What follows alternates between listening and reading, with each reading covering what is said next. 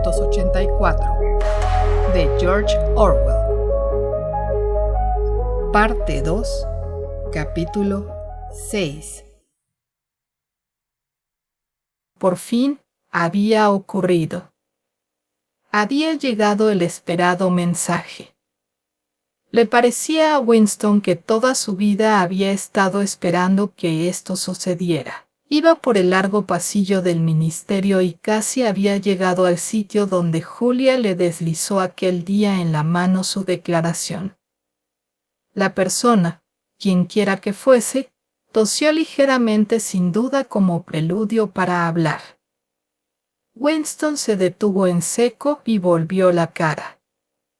Era O'Brien. Por fin, se hallaban cara a cara y el único impulso que sentía Winston era emprender la huida. El corazón le latía a toda velocidad. No habría podido hablar en ese momento. Sin embargo, O'Brien, poniéndole amistosamente una mano en el hombro, siguió andando junto a él. Empezó a hablar con su característica cortesía, seria y suave, que le diferenciaba de la mayor parte de los miembros del partido interior. «He estado esperando una oportunidad de hablar contigo», le dijo. «Estuve leyendo uno de tus artículos en neolengua publicados en el Times. Tengo entendido que te interesa, desde un punto de vista erudito, la neolengua». Winston había recobrado ánimos, aunque solo en parte. «No muy erudito», dijo. «Soy solo un aficionado. No es mi especialidad. Nunca he tenido que ocuparme de la estructura interna del idioma, pero lo escribes con mucha elegancia», dijo O'Brien. «Y esta no es solo una opinión mía. Estuve hablando recientemente con un amigo tuyo que es un especialista en cuestiones idiomáticas. He olvidado su nombre ahora mismo, que lo tenía en la punta de la lengua». Winston sintió un escalofrío. O'Brien no podía referirse más que a Syme. Pero Syme no solo estaba muerto, sino que había sido abolido. Era una no persona. Cualquier referencia identificable a aquel vaporizado habría resultado mortalmente peligrosa. De manera que la alusión que acababa de hacer O'Brien debía de significar una señal secreta. Al compartir con él este pequeño acto decremental, se habían convertido los dos en cómplices. Continuaron recorriendo lentamente el corredor hasta que O'Brien se detuvo. Con la tranquilizadora amabilidad que él infundía siempre a sus gestos, aseguró bien sus gafas sobre la nariz y prosiguió. «Lo que quise decir fue que noté en tu artículo que habías empleado dos palabras ya anticuadas. En realidad, hace muy poco tiempo que se han quedado anticuadas. ¿Has visto la 10ª edición del diccionario de neolengua?» «No», dijo Winston. «No creía que estuviese ya publicado. Nosotros seguimos usando la 9ª edición en el departamento de registro. Bueno, la 10ª edición tardará varios meses en aparecer, pero ya han circulado algunos ejemplares en pruebas. Yo tengo uno. Quizás te interese verlo». «No, muchísimo», dijo Winston, comprendiendo inmediatamente la intención del otro. «Algunas de las modificaciones introducidas son muy ingeniosas.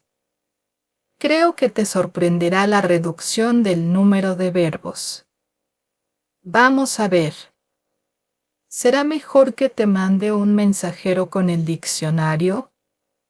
Pero temo no acordarme. Siempre me pasa igual.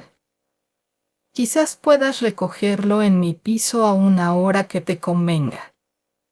Espera. Voy a darte mi dirección». Se hallaban frente a una telepantalla.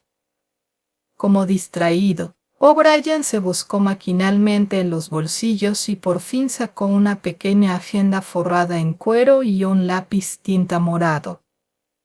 colocándose respecto a la telepantalla de manera que el observador pudiera leer bien lo que escribía. Apuntó la dirección. Arrancó la hoja y se la dio a Winston. «Suelo estar en casa por las tardes», dijo. «Si no, mi criado te dará el diccionario». Ya se había marchado dejando a Winston con el papel en la mano. Esta vez no había necesidad de ocultar nada.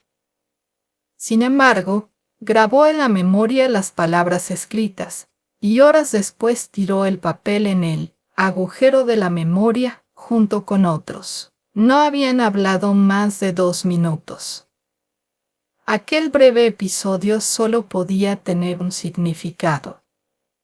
Era una manera de que Winston pudiera saber la dirección de O'Brien. Aquel recurso era necesario porque, a no ser directamente, nadie podía saber dónde vivía otra persona. No había guías de direcciones. «Si quieres verme, ya sabes dónde estoy», era en resumen lo que O'Brien le había estado diciendo. Quizás encontrara en el diccionario algún mensaje.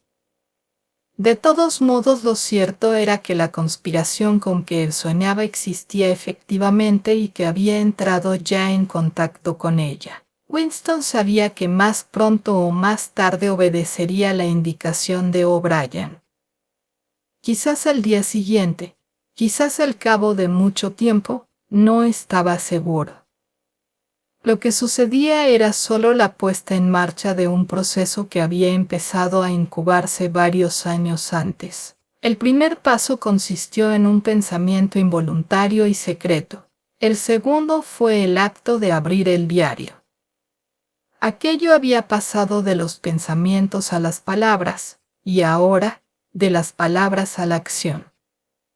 El último paso tendría lugar en el Ministerio del Amor. Pero Winston ya lo había aceptado. El final de aquel asunto estaba implícito en su comienzo. De todos modos, asustaba un poco, o, con más exactitud, era un pregusto de la muerte, como estar ya menos vivo. Incluso mientras hablaba O'Brien y penetraba en él el sentido de sus palabras, le había recorrido un escalofrío. Fue como si avanzara hacia la humedad de una tumba y la impresión no disminuía por el hecho de que él hubiera sabido siempre que la tumba estaba allí esperándole.